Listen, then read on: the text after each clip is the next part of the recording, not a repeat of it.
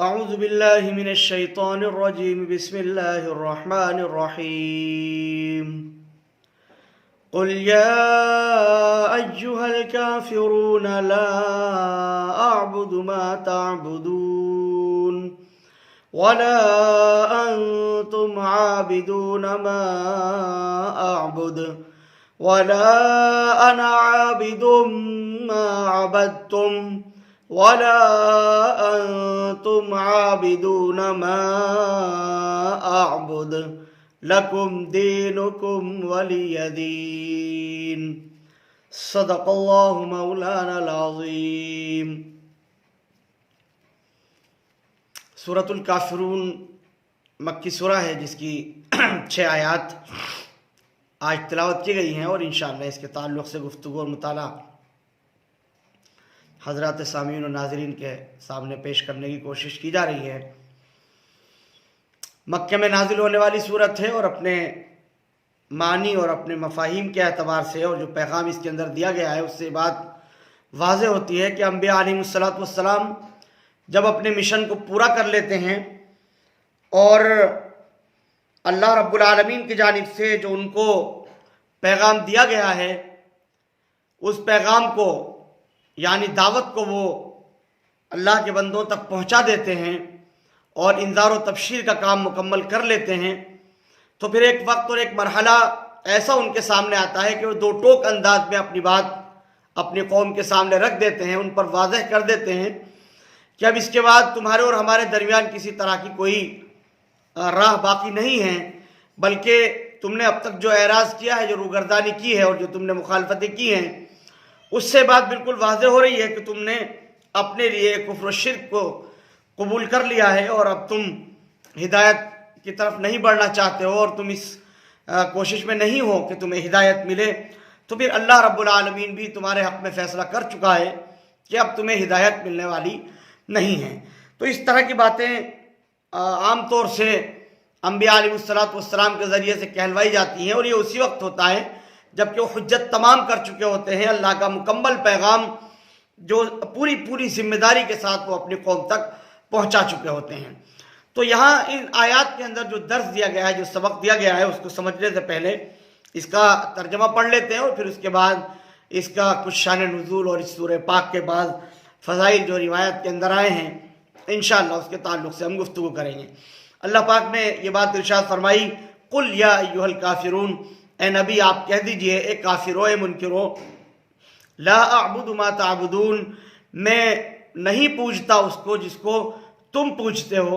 ولا انتم عابدون ما اعبد، اور نہ تم پوجو اس کو جس کو میں پوجتا ہوں یعنی جس کی میں عبادت کرتا ہوں، ولا انتم عابدون ما اعبد. اسی مضمون کو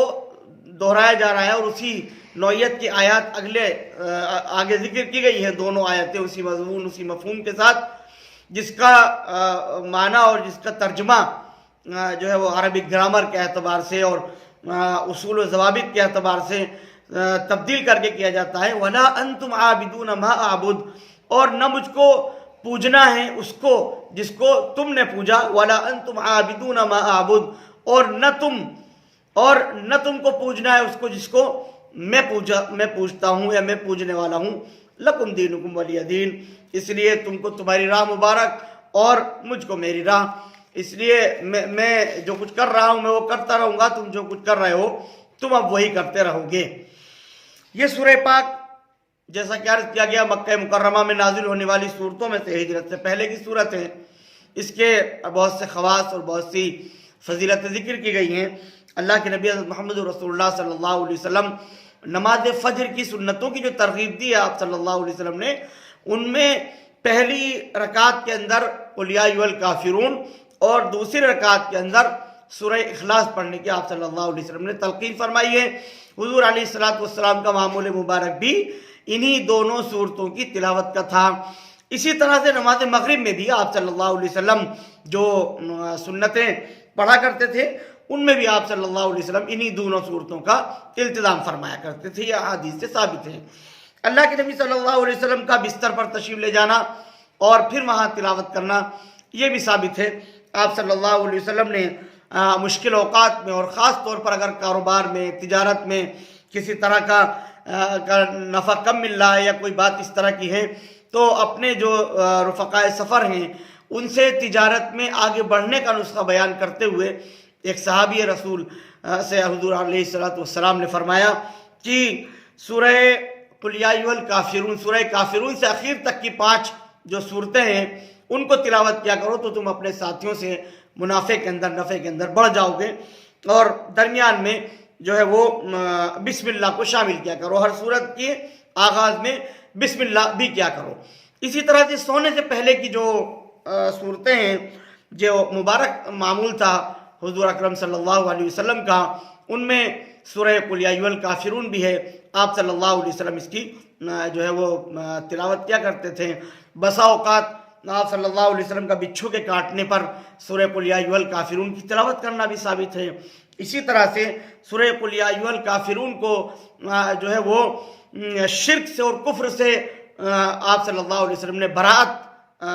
فرمایا کہ یہ کفر اور شرک سے براءت کرنے والی سورہ پاک ہے۔ تو یہ بعض فضائل ہیں اور بعض خواص ہیں اس سورہ پاک کے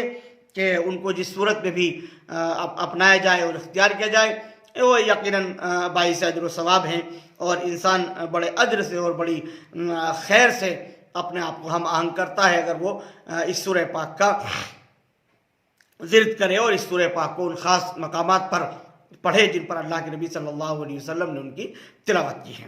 شان نزول کے سلسلے میں متعدد واقعات اور روایات ملتی ہیں کہ ایک مرتبہ ولید بن مغیرہ بن العاص وغیرہ یہ لوگ اللہ کے نبی صلی اللہ علیہ وسلم کی خدمت میں پہنچے اور انہوں نے جا کر آپ صلی اللہ علیہ وسلم سے یہ بات رکھی تھی کہ ہم صلح کر لیتے ہیں، 1 سال آپ ہمارے معبودوں کو پوجا کریں اور 1 سال ہم آپ کے معبود کو پوج لیا کریں گے، تو جو آپس میں کشیدگیاں ہیں، جو دوریاں ہیں ہمارے اور آپ کے مابین وہ ختم ہو جائیں گی، اور اس طرح سے ہمارے درمیان جو ہے وہ مصالحت ہو جائے گی۔ تو یہ کفار مکہ کی طرف سے باہمی مصالحت کی ایک کوشش تھی جس کو حضرت ابن عباس رضی اللہ عنہما نے بھی نقل کیا ہے۔ تو اس مفاہمت کی کوشش پر جو ہے وہ یہ سورہ پاک نازل ہوئی۔ اسی طرح سے ایک بات یہ بھی کہی جاتی ہے کہ ایک صورت اللہ کے نبی صلی اللہ علیہ وسلم کے سامنے یہ بھی پیش کی گئی تھی کہ آپ صرف ہمارے بتوں کو ہاتھ لگا دیجئے، اس سے ان بتوں کی تصدیق ہو جائے گی، پھر جو آپ کہیں گے ہم وہ کر لیا کریں گے۔ اس پر جبرائیل امین تشریف لائے اور انہوں نے آپ صلی اللہ علیہ وسلم کو یہ بات بتائی کہ آپ برات کا اعلان کر دیجئے کہ بتوں سے اور جن معبودوں کو تم نے العیاذ باللہ تم معبود سمجھ رہے ہو ان سے میرا کوئی تعلق نہیں ہے، میں اس سے برات کا اعلان کرتا ہوں۔ علی اعلان آپ ان کو کہہ دیجئے، آپ کو کوئی ضرورت نہیں ہے کہ آپ ان کی تصدیق کریں، بلکہ خالصتاً توحید اللہ کو پسند ہے اور اللہ اسی کو پسند فرماتا ہے۔ تو توحید کی آپ بات رکھیے ان کے سامنے، ان کی بات کو تسلیم کرنا اور ان کی بات کو ماننا یہ آپ کے شائع نشان نہیں ہے، آپ ان کو انکار کر دیجئے۔ پھر اللہ سبحانہ و تعالیٰ نے یہ سورہ پاک نازل فرمائی۔ تو اس طرح کے متعدد واقعات اس سورہ پاک کے نزول کے ضمن میں ذکر کیے جاتے ہیں۔ سبھی نوعیتیں جو ہے ہو سکتی ہیں، اس لیے کہ اس سورہ پاک کے اندر جو تعلیم دی گئی ہے، جو ترغیب ہے، وہ دراصل یہی ہے کہ کفر سے اور شرک سے برات اور توحید اور وحدانیت پر استقامت کے ساتھ جمنا اور ڈٹے رہنا، یہی اصل پیغام اور یہی اصل تعلیم ہے۔ اللہ کے نبی صلی اللہ علیہ وسلم کو کہہ دیا گیا قل یا ایھا الکافرون لا اعبد ما تعبدون، اے کافرو، اے منکرو، میں ہرگز اس کی عبادت اور پوجا نہیں کرتا ہوں جس کی تم پوجا کر رہے ہو، اور نہ تم اس کو پوجنے والے، نہ تم اس کو پوجتے ہو جس کو میں جس کی عبادت کرتا ہوں۔ یعنی پہلے تو یہ کہا گیا کہ عملاً اس وقت نہ میں ان کو پوج رہا ہوں جنہیں تم پوجتے ہو، اور جس کی عبادت اور پرستش میں کر رہا ہوں تم بھی اس کو نہیں پوجتے ہو۔ اور پھر جو اگلی آیت کے اندر فرمایا گیا وَلَا أَنْتُمْ عَابِدُونَ مَا أَعْبُدُ وَلَا أَنَا عَابِدٌ مَا عَبَدتُّمْ وَلَا أَنْتُمْ عَابِدُونَ مَا أَعْبُدُ، جو چوتھی اور 5ویں آیت کے اندر فرمایا گیا، اس سے مراد مفسرین نے یہ لیا ہے کہ مستقبل میں بھی، یعنی آنے والے زمانے میں بھی میں اپنی توحید پر قائم رہوں گا، جمع رہوں گا۔ تمہیں ہرگز اس بات کی آس اور امید نہیں کرنی چاہیے کہ میں توحید کو چھوڑ کر تمہارے ان باطل معبودوں کو پوجنا شروع کر دوں گا، ایسا ہرگز ہونے والا نہیں ہے، آپ اس کا صاف اعلان کر دیجئے۔ اسی طرح سے وَلَا أَنْتُمْ عَابِدُونَ مَا أَعْبُدُ، کہ نہ تم اس کو پوجنے والے ہو مستقبل میں جس کو میں پوجتا ہوں، جس کی عبادت میں کرتا ہوں، یعنی اللہ کی۔ کہ تم اللہ کی عبادت نہیں کرو گے، میں اللہ کی عبادت کرتا ہوں۔ تو چونکہ بذریعہ وحی آپ صلی اللہ علیہ وسلم کو اس بات کا یقین دلا دیا گیا کہ یہ لوگ جو ہیں اب ان کے اوپر حجت تمام ہو چکی ہے، اللہ کی طرف سے ان کے حق میں فیصلہ ہو چکا ہے، اب یہ کفر و شرک پر مریں گے، اب ہدایت ان کے حق میں نہیں ہے۔ تو اس لیے آپ ان سے کہہ دیجئے کہ اب مستقبل میں چونکہ آپ کا مقدر ہی نہیں ہے کہ آپ کو ہدایت ملے، تو اب آپ بھی اللہ کی عبادت اور اللہ کی پوجا کرنے والے نہیں ہیں۔ تو یہ جو سورہ پاک ہے یہ بنیادی طور پر کفر کو، شرک کو ایک کنارے ڈال دینے والی اور دھتکار دینے والی سورہ پاک ہے، جس کے اندر ایک بندہ مومن پورے وثوق کے ساتھ، پورے اعتماد کے ساتھ، پورے اعتبار کے ساتھ اور پوری استقامت کے ساتھ اس بات کا اعلان کرتا ہے کہ میں توحید کے اوپر اپنی مرضی سے جمع ہوا ہوں، میں نے توحید کو چنا ہے، میں نے اس کا انتخاب کیا ہے، یہ میری مرضی سے ہے، میں نے اپنی رضا سے اور اپنی خوشنودی سے اپنے اللہ کی عبادت کو چن لیا ہے، میں اس کی عبادت اب کر رہا ہوں، اور آنے والے زمانے میں بھی میں کفر سے اور شرک سے برات کا اعلان کرتا ہوں، میں اللہ کی عبادت کروں گا، میں اسی کی ارچنا اور اسی کی پوجا کروں گا، میں اسی کی پرستش کروں گا، اس لیے کہ اس کے سوا کوئی عبادت کے لائق نہیں ہے، اس کے سوا کوئی عبادت کے قابل نہیں ہے، اس لیے میں اللہ ہی کی عبادت کروں گا، اللہ کے سوا کسی دوسرے کی عبادت کا تصور میرے ذہن و دماغ کے اندر نہیں ہے۔ بندہ مومن اس سورہ پاک کی تلاوت کرتا ہے تو اس بات کا کھلے طور پر وہ اعلان کر دیا کرتا ہے کہ میرا کفر و شرک سے کوئی تعلق، کوئی واسطہ نہیں ہے، کوئی رابطہ نہیں ہے، میں نے اپنی مرضی سے اللہ کی وحدانیت کو چنا ہے جو میرے لیے کافی ہے، اس لیے میں آنے والے زمانے میں بھی تمہارے باطل معبودوں کو پوجنے والا نہیں ہوں، میرا ان سے کوئی تعلق نہیں ہے۔ تو اس طرح سے کفر اور شرک سے براءت اور توحید و رسالت کے اوپر جم جانا، ڈٹ جانا اور اس کے اوپر پورے اعتماد اور پورے وثوق کے ساتھ لگے رہنا اور آئندہ کے لیے عزم و ارادہ کرنا پایا جاتا ہے، جو یقیناً ایک بندہ مومن کی شان ہے کہ وہ اسی طرح سے کرے۔ آخری آیت کے اندر جو چھٹی آیت پاک ہے اس سورہ کریمہ کی، وہ ہے لکم دینکم ولی دین، کہ تمہارے لیے تمہارا دین ہے اور میرے لیے میرا دین، یعنی جو راہ تم نے چن لی ہے وہ تمہارے لیے ہے، جو راہ میں نے چن لی ہے وہ میرے لیے ہے۔ دین سے مراد خاص طور سے بیان القرآن کے اندر حضرت تھانوی رحمۃ اللہ علیہ نے جزا لیا ہے کہ جزا کے اعتبار سے میرے لیے میری جزا ہے، مجھے میرے حال پر چھوڑ دو، میں نے تم کو تمہارے حال پر چھوڑ دیا، جو کچھ تمہارے ساتھ ہوگا وہ ہوگا۔ اور بعض مفسرین نے اس کو اسلام مراد لیا ہے، لکم دینکم ولی دین، میرا دین دین اسلام میرے لیے ہے اور تمہارا دین جس کو تم دین سمجھ رہے ہو اگرچہ وہ باطل ہے، لیکن اگر تم کو ایسا لگتا ہے کہ وہ تمہارے کام آ جائے گا تو تم اسی کی پیروی کرو، تم اسی نقش پر رہو، تم اسی طرح سے عمل کرتے رہو، اگر تمہیں وہ بچا پائے گا تم کو ایسا لگتا ہے تو پھر یہ بات بھی دیکھی جائے گی۔ بالکل ایسے ہی جیسے اللہ کے نبی صلی اللہ علیہ وسلم نے فرمایا اور قرآن کریم میں اس کو محفوظ کیا گیا، لنا اعمالنا ولکم اعمالکم، لنا اعمالنا ولکم اعمالکم، ہمارے اعمال ہمارے ساتھ، تمہارے اعمال تمہارے ساتھ، اس طرح سے فَإِن كَذَّبُوكَ فَقُلْ لِعَمَلِي وَلَكُمْ عَمَلُكُمْ، اگر وہ آپ کی تکذیب کرتے ہیں، آپ کی قوم آپ کو جھٹلا رہی ہے، آپ کی تکذیب کر رہی ہے، تو اے نبی آپ صاف اعلان کر دیجئے کہ میرا عمل میرے ساتھ ہے، تمہارا عمل تمہارے ساتھ ہے، اگر میں دین حق پر ہوں، میں راہیاب ہوں تو میں تمہارے لیے فکر مند ہوں، میں اللہ کی طرف سے داعی بنا کر تمہارے درمیان مبعوث کیا گیا ہوں، بھیجا گیا ہوں، میں حق پر ہونے کی وجہ سے اس فکر میں اور اس کوشش میں ہوں کہ تم بھی حق پر آ جاؤ، اس لیے میں اپنا دین تم پر پیش کر رہا ہوں، یہ میری ذمہ داری ہے۔ لیکن اگر تم اس بات کو تسلیم نہیں کرتے ہو، تم اس بات کو مانتے نہیں ہو، تو پھر یہ تمہاری خطا ہے، تمہاری غلطی ہے، تو ہے لِعَمَلِي وَلَكُمْ عَمَلُكُمْ، بس پھر تمہارے اعمال تمہارے ساتھ ہیں۔ اللہ سبحانہ و تعالیٰ تم سے تمہارے اعمال کا حساب لے گا، مجھ سے میرے اعمال کا حساب لے گا، مجھ سے کوئی پوچھ تاچھ ہونے والی نہیں ہے تمہارے بارے میں کہ تم نے کیا کیا ہے، وہ پوچھ تاچھ تم ہی سے ہوگی، تو اس کے جواب دے بھی تم ہو۔ تو اس طرح سے لکم دینکم ولی دین، تمہارا دین تمہارے لیے، میرا دین میرے لیے، تمہارا اسلام جو جس کو بھی تم مذہب سمجھ رہے ہو وہ تمہارے لیے، یا تمہارے ساتھ جو معاملہ ہونے والا ہے اس کو تم جانو گے، اور میرے ساتھ جو معاملہ ہونے والا ہے، میں جو کچھ کر رہا ہوں وہ جان بوجھ کر کے کر رہا ہوں یا کس طرح سے کر رہا ہوں، یہ میں خود جانوں گا، میں اس چیز کا ذمہ دار ہوں، تم اپنے اعمال کے ذمہ دار ہو۔ تو اس بات کو بھی اللہ کے نبی صلی اللہ علیہ وسلم کے ذریعے سے اعلان کرا دیا گیا دو ٹوک انداز میں کہ ان کو کہہ دیجئے کہ بس اب آپ کو آپ کے حال پر چھوڑ دیا گیا ہے، لکم دینکم ولی دین۔ بعض لوگوں کو اس سورہ پاک کے اندر یہ مغالطہ ہو جاتا ہے کہ اللہ کے نبی صلی اللہ علیہ وسلم نے دعوت کی اتمام حجت کر دی ہے، دعوت تو اب ہر ایک کو پہنچ چکی ہے، اب جو ہے وہ غیر مسلموں تک اسلام کی دعوت پہنچانا اور اسلام پہنچانا یہ ہماری ذمہ داری نہیں ہے۔ یہ بڑی غلط فہمی ہے، بڑا واہمہ ہے کہ وہ ہماری ذمہ داری نہیں ہے۔ اصل یہ ہے کہ دعوت اور اللہ کا پیغام اللہ کے بندوں تک پہنچانا قیامت تک ہماری ذمہ داری ہے کہ ہم اس کو پہنچائیں۔ وَلْتَكُن مِّنكُمْ أُمَّةٌ يَدْعُونَ إِلَى الْخَيْرِ وَيَأْمُرُونَ بِالْمَعْرُوفِ وَيَنْهَوْنَ عَنِ الْمُنكَرِ، یہ گروہ اور ایک جماعت یقیناً ایسی رہنی چاہیے امت کے اندر جو اس کام کو اور اس فریضے کو انجام دیتی رہے کہ وہ اللہ کا پیغام اللہ کے بندوں تک پہنچائے، وہ دعوت کا کام انجام دیتی رہے۔ ایسی جماعت ہونی چاہیے۔ اب ظاہر ہے جماعت ہونے کا مطلب یہ نہیں ہے کہ صرف چند لوگ پوری امت میں پوری ملت میں کھڑے ہو جائیں تو وہ کافی ہو جائیں گے۔ مثال کے طور پر پورے ملک ہندوستان کے اندر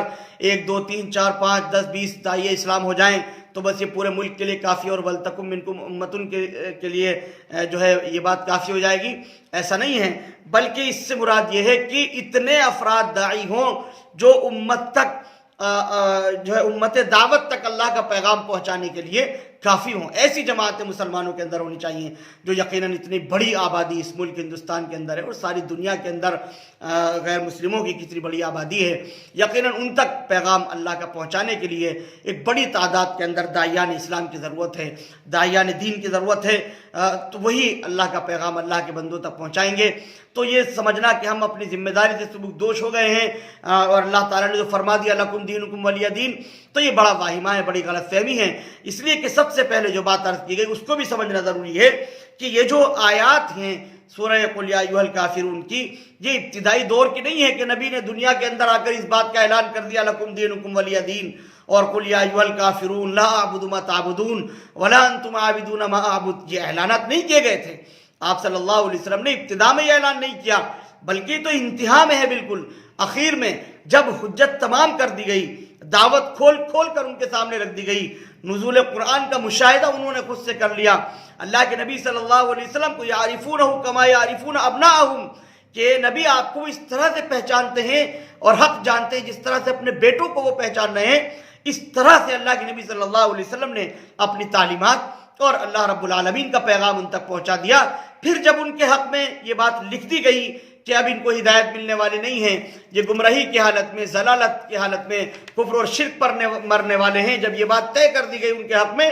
تب اللہ کے نبی صلی اللہ علیہ وسلم سے یہ بات کہلوائی جا رہی ہے لکم دینکم ولی دین۔ یہ اس وقت کی آیات ہیں، یہ ابتدائی دور کی آیات نہیں ہیں۔ اس لیے اگر کسی کے ذہن کے اندر